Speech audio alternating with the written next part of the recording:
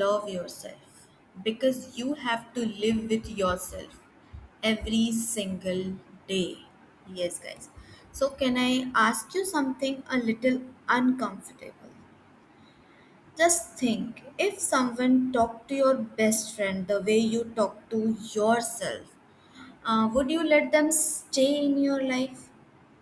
Probably not. So, why do we allow that voice inside our own head? Why? Today, let's have an honest conversation, not about becoming perfect, but about becoming kinder to the one person you spend 24 hours a day with. So, hello everyone, welcome back to our another podcast episode. In this episode, we will talk about some new vocabulary words and some grammar rule that will helpful for you guys. So, let's start. So last Sunday, I decided to clean my room. Not because I suddenly become responsible, mostly because I couldn't find my charger anymore. So while cleaning, I found an old notebook inside it. There was a tiny note I'd written years ago. It simply said, I hope one day I'll be confident. I smiled because I remembered exactly who wrote that sentence. A girl who believed that confidence would magically appear once life become perfect. Yes, guys. And then spoiler alert, life never became perfect. Yes. So then I looked in the mirror and did something funny. I smiled and my reflection smiled back. I frowned. It frowned too. Then I realized the mirror isn't the problem. It simply reflects whatever I bring to it. So life is surprisingly similar. If I walk into every day saying I'm not good enough, so my brain starts looking for proof. Yes, guys, if I say I'm still learning, so it starts looking for progress instead. Yes, guys. So, have you ever noticed how easily we misread ourselves? One person doesn't reply to our message, and suddenly we think maybe they don't like me. And one video gets fewer views, maybe I'm not good enough. And one mistake in English, and then we think maybe I'll never become fluent. No, guys, no. Sometimes we are not reading the situation, we are reading our fears. And fears are terrible storyteller, trust me, guys. I'll tell you my experience. One morning, I was on my daily commute. Everyone looked busy. Some people were smiling. Some looked exhausted. Some were staring out of the window, probably thinking about life. Then it hit me really. Like every single person on that bus was carrying something invisible.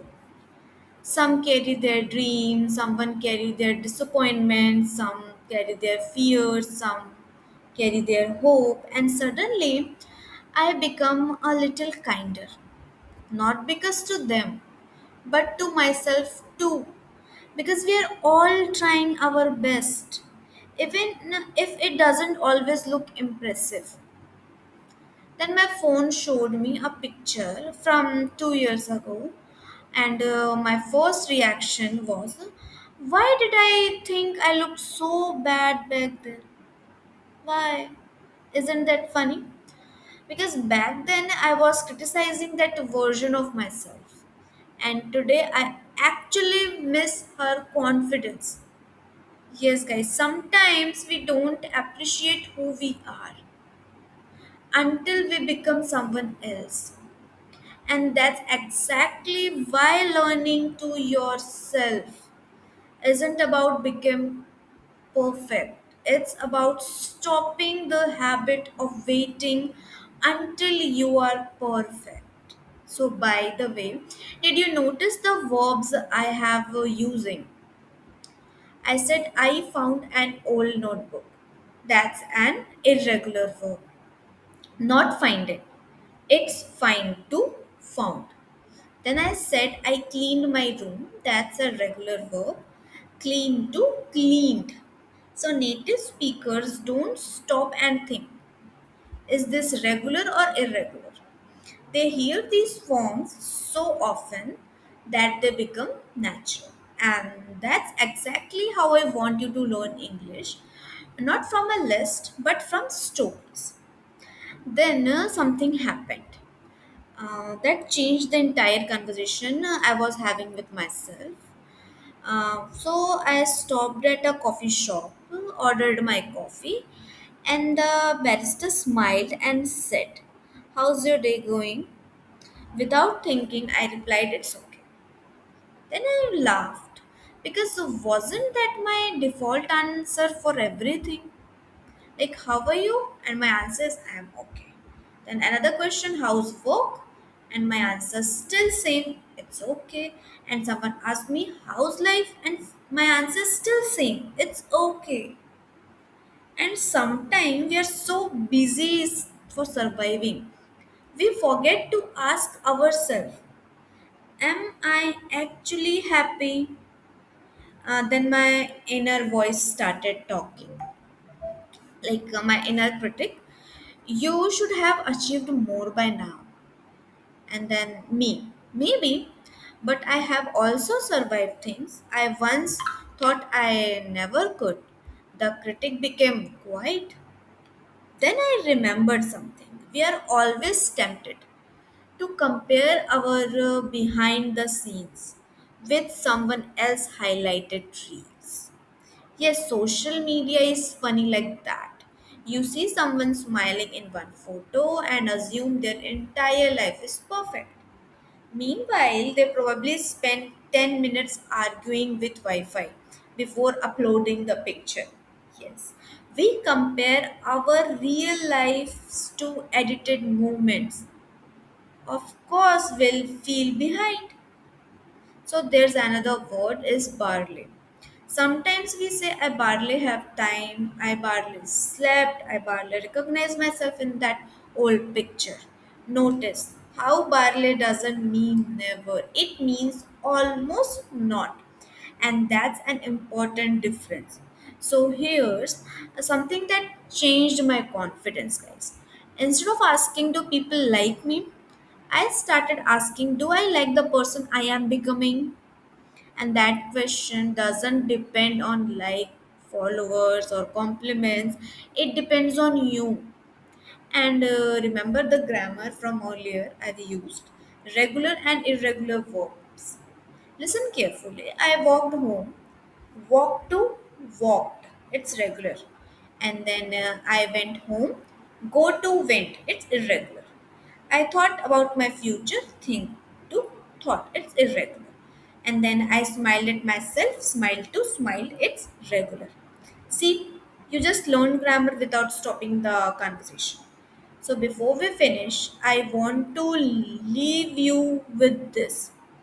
Imagine meeting the version of yourself 5 years from now, and what do you think they'd say? I don't think they'd ask how many followers did you have or how many mistakes did you make.